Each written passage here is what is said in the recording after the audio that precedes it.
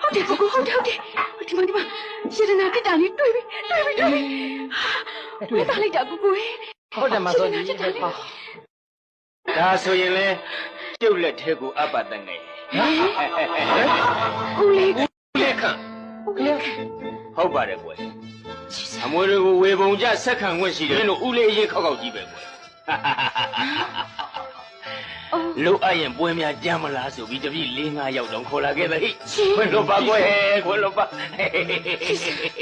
ကဲဘုဒ္ဓငယ်ဗျာအဲ့ဒီတစ်တာလေးကိုတစ်စိတ်ပေးလိုက်စမ်းပါကွယ်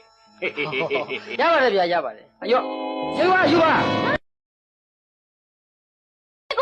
မပေးနဲ့ယူပါဒီပါစီပေးလိုက်ပါပေးပါနဲ့ပေးလိုက်ပါဘယ်မလဲရတနာကြီးတုံးလို့အဲ့ဒီတက်တာတွေကရွှေပြားလေးမှာရေးထားတဲ့စာဖတ်ကြည့်လေဗျာဖယားတရားသံဃာယရဏသုံးပါးကိုမမေ့နဲ့တဲ့မတွေ့ဘူးလား